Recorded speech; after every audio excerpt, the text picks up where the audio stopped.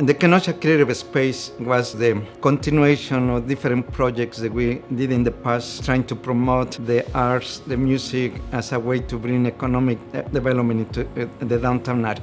We started doing programs and we started creating temporary art galleries and work with different businesses to get music, art, poetry, as a way to attract more people into the downtown area and as a way to put the spotlight on all those empty storefronts so that they can be occupied. When I was first looking into what does it take to open a business, I had connected with Jim McFall, who was at the time working with the Small Business Development Center at UW Parkside, and he was the first one to say, hey, there's this guy in town, Francisco, who is trying to start pop-ups, which is what you're trying to do. Maybe you two should connect. I was a mini bookstore for a while, and then I opened my first brick and mortar location here in Kenosha Creative Space. So the creative space I sort of stumbled upon just out and about, and next thing you know, Francisco came out and was like, who are you? Hi, I'm Francisco. And I was like, hi, I'm Haven, nice to meet you.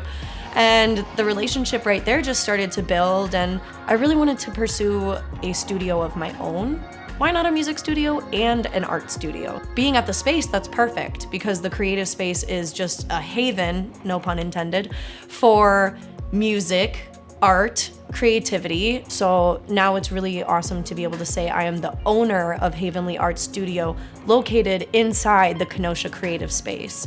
I was someone that didn't really know anyone in the community at all. I think I saw a creative space in the news once. I remember I walked in here and Francisco and I had a meeting, and as I was at the space with him and we were talking, I saw the room that Hot Mess is housed in now, and there was already paint all over the floor, and I was like, can I just do it in here?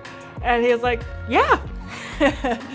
Kenosha Creative Space was a place with this ambition to become not only a spotlight for the expression of the creatives, but also a way that you would learn to be more business-like, and the space became a marketing environment where the creatives, the artists, the creators get involved with us, have an opportunity to actually test what they are doing in a real situation in front of that real audience.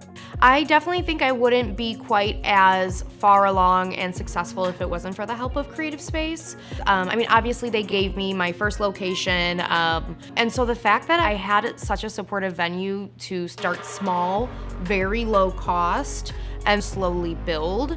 I opened my first store with no debt, but also not just the space, but everything that happens here, the connections you build with people in the community outreach that you're involved with, the fact that it was just a really cool space to be a part of, and definitely building those connections was a huge help for me as well. Our mission is to be the hub that connects creatives, artists, musicians with the rest of the community, working in projects that are going to benefit everybody. It's a part of your soul, you need music, you need creativity. That needs a place to grow, and that's what Creative Space offers. So, as a community, we have a lot of healing to do, and a place like this is the place where it happens.